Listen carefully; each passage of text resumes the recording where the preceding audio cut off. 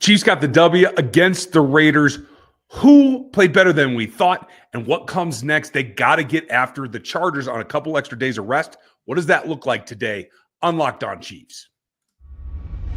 From the land of the free and the home of the Chiefs, this is the Locked On Chiefs podcast. Welcome in, friends and neighbors. Thanks for rejoining us here on Locked On Chiefs, part of the Locked On Podcast Network. This is going to be a fun one. We're brought to you by Game Time. Game Time's super easy. You just got to make an account. Use that code Locked On NFL. You're going to get $20 off of your first purchase over at Game Time. It's a fallout. It's a holiday. You get a little bit longer week. So I hope you guys enjoyed your weekend. We are back to go over maybe some of the things that we missed. Upon further review, what are the takeaways? That's coming up later in the show.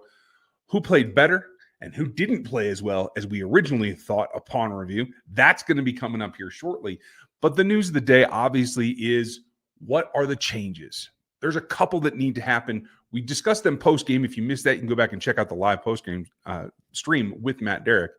But there's a lot about what has to happen next. I'm Ryan Tracy, the founder of Rogue Analytics and Performance Consulting. My site's NFL33.com, and RGR Football will give you more information. I just put something out in the front office in Chicago, so make sure you check that out and get subscribed. Chris does all his work over at KC Chiefs Corner. You can go subscribe there as well. You'll get everything about quarterback stats, the cap, everything that I can't cover, he's going to tell you the math about. So check that out and make sure if you're an everyday listener, like our locos, you can get it at 816-357-8781. Changes have to come. The question's going to be, what does that look like? As I let it all kind of boil down, I don't think that you can go back to Wanye at this point at left tackle. It has to be a new one. I am encouraged by the fact that they did get Suamati a couple of snaps. I'm just not sure, even today, 24 hours-ish after, if they can actually go to DJ Humphries. If there's enough time to really work out that timing with the offensive line calls and specifically with Joe Thuney. And a lot of people want to know, is Joe Thuney an option? I don't think so long-term, but where do you sit today? I don't think he's an option long-term or short-term. I don't think that they should go back to him going up against the Chargers. I think you're putting him in a bad position going up against Joey Bosa. And when I look at this, I think what you need to do, and here's the bigger problem and the bigger picture in my mind. The Panthers were very bad in getting sacks prior to playing the Chiefs. The Raiders haven't been great getting sacks prior to playing the Chiefs. Max Crosby hadn't had a sack in 4 games, and I think he got 2 against the Chiefs. Mm-hmm. The problem is that teams have figured out the defensive schemes that are going to beat the tackles. And yes, Wanye's not playing great. Juwan Taylor has struggled at times, and I get all that. That's all part of what goes into this. But they're putting their tackles on an island. And if you're going to do that, you're going to have trouble with the players you have right now. Maybe DJ Humphries can step in and do that and be okay. I don't think you can play him this week. I don't think you can start him this week. He wasn't even active. He didn't even get a couple of snaps against the Raiders. And that says a lot to me about where they think he's at. Because I think if they thought he could at least take some snaps, he would have gotten some special team snaps just so he could get some live in-game hitting. So to me, I think that's what they have to look at for this Chargers game, is he's not the starter this week. I think what you do is you go out and say, okay, fine. We can't go back to Wanye. We're going to have Kingsley go out there and start. And it's not going to be pretty, but we know what's going to happen, and we're going to have to shift what we do, and we're going to have to shift and change what we do this week. And Kingsley's going to get the start this week. They're going to give him a ton of help. That's okay. And you adjust for this Chargers game, and then you try to make an adjustment going into the Browns week. I think that's viable. Now, Kingsley only ended up playing 2 snaps, a run and a pass. Graded out fine, but obviously not a lot of pressure. Bosa is a different thing. Now, Nick Bosa might not be playing, but it sounds like Joey will. So as we get closer, we'll have a better idea of what it looks like. But in the meantime, do you feel there's any chance that Wanye could recover? This was a game where he gave up a sack, yes. Gave up another hit on Mahomes, and what was it, 6 total hurries, so 8 pressures on the day. That's according to PFF. I saw somebody's stats that said that he had 13 pressures given up yesterday. for the second time in his career. He had 13 pressures given up in 2023. I think that's the reason they went out and got Kingsley Suamataia. To me, this is an indictment that he isn't a guy that can probably play left tackle in the NFL. I know it's only a second year. Maybe he can grow into it further, and I know he's dealing with injury. But to me, I don't know that you can continue to think that he's going to be a viable candidate to be your starting left tackle.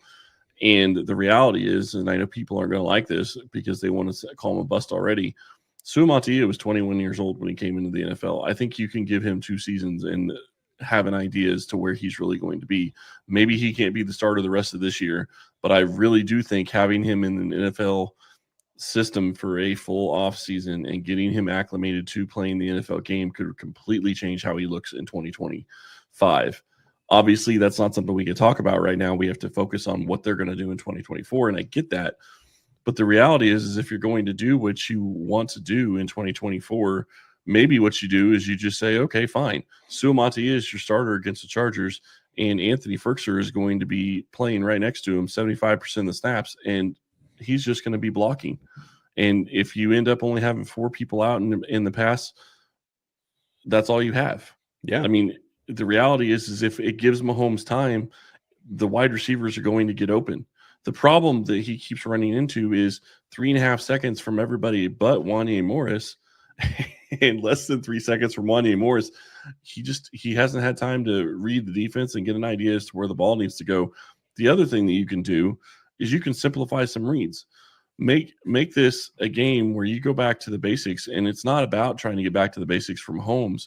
It's trying to get back to the basics for the offense in general and trying to be as efficient as you possibly can. Try to make it a first or second read type throw. Make it to where you're only going to have 2 real options and get the ball out quick.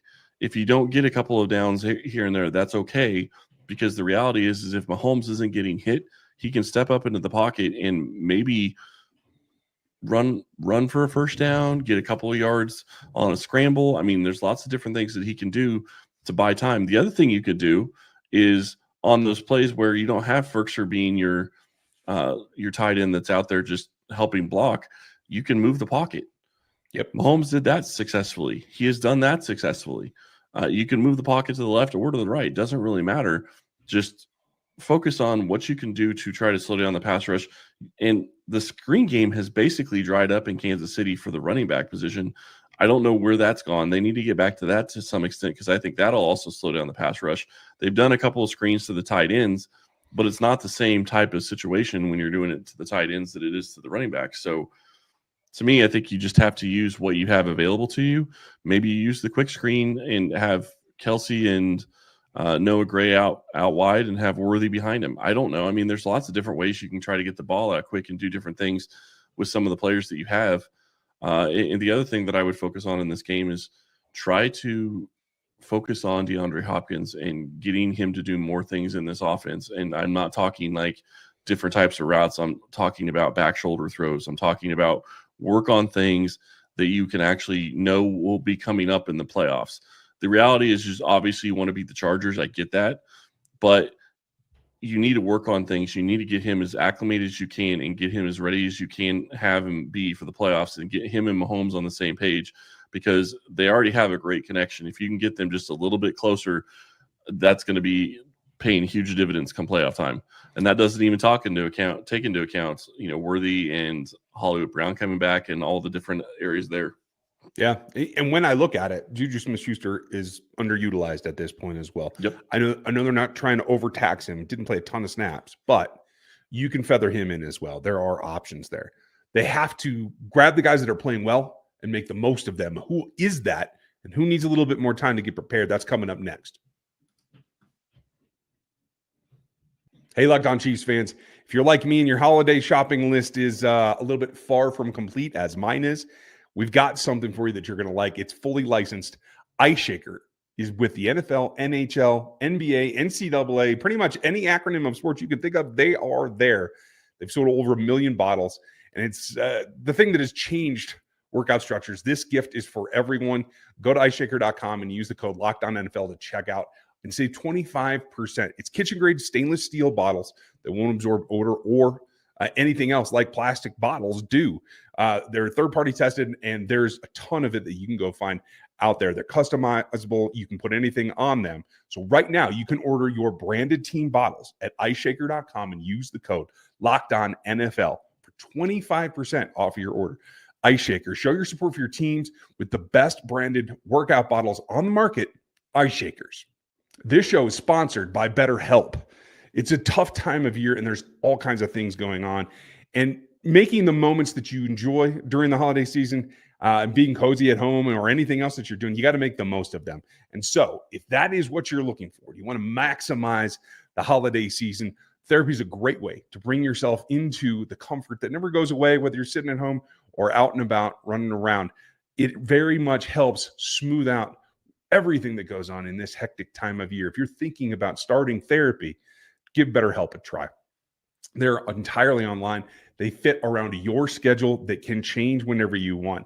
And it's suited to be flexible on the go, especially around the holidays. Just fill out a brief questionnaire. You'll be matched with a licensed therapist, and you can switch that therapist at any time if you need to. Find that comfort this December with BetterHelp. It's betterhelp.com/lockedon. Go there today. You can get 10% off of your first month. That's betterhelp.com/lockedon. I'm glad you mentioned Ferkser in the first segment because he was a pleasant surprise. I thought he came in and laid some blocks out. A guy that has a lot of experience, I think 6 years in the league. I think he played a grand total of like 7 snaps. That certainly is one player that I think it has to come up going forward to continue support, not just Travis Kelce, but Noah Gray as well, who had another couple of great timely catches. And you got to have, I think, a trio no matter what. Yeah, and I think when you look at this and you look at how they're going to have to go moving forward, I think when you look at Ferkser, I think what he brings is he can be a guy. The thing I like about that is you put a tight end out there, and even if he gets beat, eventually it's going to take longer because it's a longer arc. But also, you would hope that he can at least help get the guy to go inside where he's going to have tackle help, and then at that point, you have the ability for him to just release off and be a dump off valve and become a guy that could be a fifth target, so to speak, in a situation like that. So I do think that is something that I would like to see them do. They're going to have to make some adjustments. And I know Andy Reid doesn't like to give the tackles help, but the reality is you cannot continue to play ball the way you've been playing ball. I do think that if you get it figured out on the left-hand side, Jawan Taylor has struggled a little bit, and he's gotten a couple of penalties. But the reality is he's doing well enough to help you be good enough if you can get the left side taken care of. That's the problem. You can't have it on both sides. But Jawan Taylor's playing well enough to where he would be okay if you have the left side at least, being average. They're way below average right now. Yeah, and that's very true. And balance helps that. On the other side of the ball, I think it was good to get Charles Omenihu in. Got my game ball last show, and that's important because it does raise the roof. But what they did in the interim was go away from both Joshua Uche and Felix Anudike-Uzomah, a grand total of 4 pass rushes from the pair of them. That's not enough. You need to continue to develop that rotation. I know Charles just got back, but it's got to be a sub in, sub out. And in particular, this game against Herbert, who I think has been playing more almost clinically at this point in dissecting the defense. You have to be able to throw different types of pass rush at him from a team that against the Raiders, the best 2 graded pass rushers were defensive backs. That's a problem. So I think it's got to find a balance and a better rotation. I do think that they will do that this week. Yeah, and the nice thing is that they do have some extra days to prepare for this game, and I guarantee you that Andy Reid and the staff was already preparing for the Chargers game before the Raiders game even took place to an extent. So you already know what you get into because you've already played them once in the division. Now you're playing them a second time. This is a game where you can go in and say, okay, we know we have to do this, and this. And I agree with you. I think that you need to be in a situation where you get FAU and Uche a couple more snaps than they got this past week. But the problem that you kept running into against the Raiders, at least from what I remember specifically, is you didn't really get in a ton of 3rd and long situations. That's generally where Uche has been coming in, is 3rd and long. Generally speaking, against the Raiders, they were getting at least 2 or 3 or 4 yards on first down or on second down and getting it to where it was third and short or at least 3rd and 5. And that's not the type of situations that they've been using Uche in. So it doesn't surprise me he didn't get a ton of snaps. I am a little surprised about FAU because I think he's played well enough to be a guy that deserves to get some snaps. So I think that they have to continue to figure out that rotation. And I understand a little bit about why they used Omenihu as much as they did, because part of it is you trying to get him back into the flow of it. You want to get him as ready as you possibly can for December and for the playoffs. I get that too. That all makes sense. But okay, so if you're going to do that, take some snaps away from Mike Dana. Give him a little bit of a break. Guy needs a little bit of some rest. So to me, I think that's what you have to look at. You don't necessarily have to take away snaps from Minihu, but give a couple more snaps to FAU from Dana or even Karlaftis at times.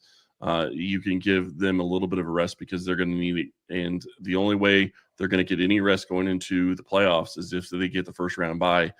And with the way they're playing right now, they're likely to lose another game, and then they lose the first round bye if Buffalo wins out. That's the key to it all. They have to be able to shore that up and make sure that they maintain keeping the quarterback healthy, keeping the pressure on the opposing offense. And it's tough winning tight games, but they've been able to do it. They have to find ways to keep that up. And I agree with you. The rotation is going to be critical along there. Who needs to play more? Who did a good enough job to earn more reps as they go down this stretch run, especially against a team like the Chargers? That's coming up next. Get ready to tackle the NFL action with FanDuel, America's #1 sportsbook. Because right now, new customers, you can bet just $5 and you get $150 back in bonus bets if you win right now. FanDuel Sportsbook, the app, gives you everything that you need to get bets in place for the NFL all in one place. So when you got a hunch in the middle of the game, you want to check out the latest stats, you live by that play-by-play, you can do that and much more in the same page right where you place your bets. Visit FanDuel.com today and join. You'll get started with $150 in bonus bets if you win your first $5 bet. That's at FanDuel.com. Never waste a hunch and make every moment more with FanDuel, America's #1 and official sportsbook partner of the NFL. The atmosphere at Arrowhead is unique. There's nothing like it. Nowhere more in the world that you want to watch a ball game than right there from those seats. Finding those seats is always interesting.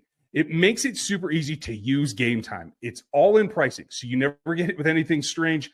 You don't get surprised at checkout. You get to see the view from every seat in the stadium, so you know exactly what that ball game is going to look like when you're sitting there. And they offer the lowest price guarantee. You find it cheaper somewhere else, they'll give you 110% of the difference right there on the spot. All you got to do is get the Game Time app. So go download it, create an account, and use the code LOCKEDONNFL. You'll get $20 off of your first purchase. Again, all you got to do is create an account and use the code. It's LOCKEDONNFL, and you get $20 off. Go down that Game Time app today. What time is it? Game time. Make sure you like, sub, hit the bell. Check out KC Chiefs Corner. Check out RGR Football and NFL 33. We have a ton of information for you.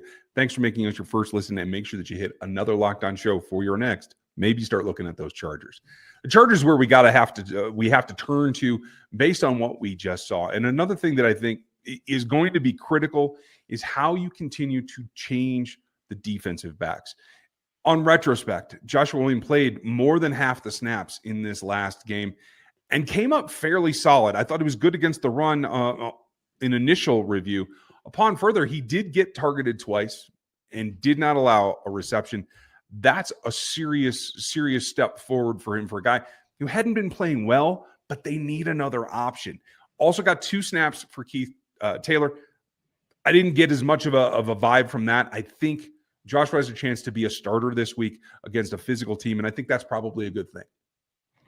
Yeah, and when you look at his size, it's a good thing that he's going to be starting this week because I think he can use his size against Quentin Johnston. I do think that will help in that aspect. So I do think that helps. You know, you look at this game for me, and upon further review for me is Kansas City still hasn't allowed a 100-yard rusher, technically speaking, other than Lamar Jackson. But they did allow over 100 yards rushing, which they really hadn't done this season. I mean, I'm not going to count the Ravens because Lamar Jackson is Lamar Jackson, and that's almost part of a different aspect. But you look at how they played in the run defense, and that's where they struggled more so than they have in the past.